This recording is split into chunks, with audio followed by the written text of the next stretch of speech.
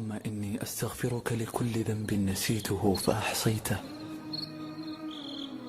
وتهاونت به فأثبته، وجاهرتك فسترته عليه، ولو تبت إليك منه لغفرته. السلام عليكم ورحمة الله وبركاته. وحشتوني قوي قوي.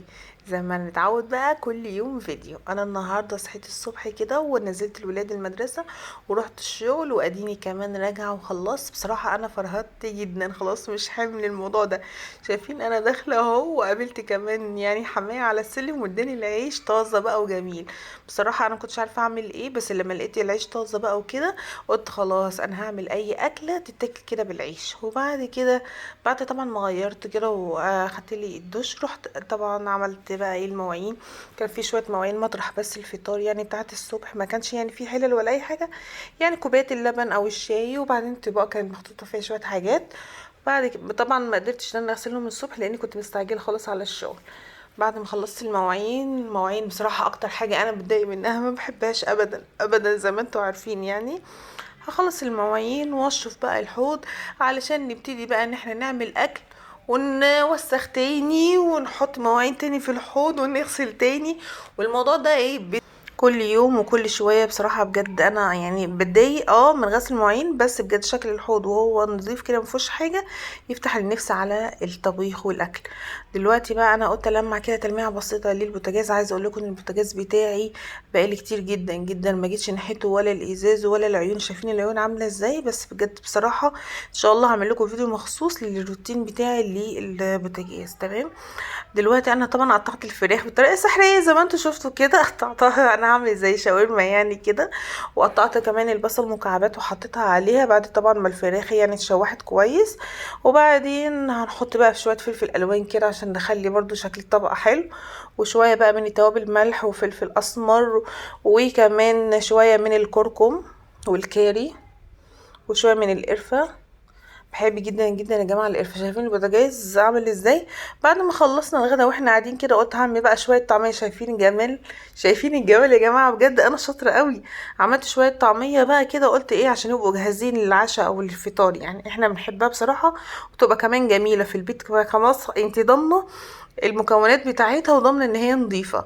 انا مش دايما طبعا بعملها على طول، ساعات كتير بشتري، بس برضو قلت يعني ايه طالما انا عندي شوية حمص نقعتهم وشوية خضرة ورحت فرمهم على طول كده وعملتها. بجد ما بتاخدش حاجة. طبعا بعد ما خلصنا المذاكرة مع الأولاد يعني وكده، مش خلصناها كلها يعني، ذاكرنا شوية طبعا بعد الغدا. رحت بقى ايه اخد دش، وبعد كده رحت قلت بقى ايه خلاص هنروق الصالة مطرح القعاد بتاعنا. صراحة ما بحبش خالص الصالة دي لان هي اول دخلت البيت، فما بحبش ان هي تبقى مكركبة. ما بحبش حتى الخداديات تبقى يعني ايه باين ان هي ايه يعني مش معدولة حتى. نعملها وبعد كده هنبتدي بقى نلمع الشاشة ونظبط الترابيزة دي كده. شايفين السرعة؟ شايفين الشطارة يا ناس؟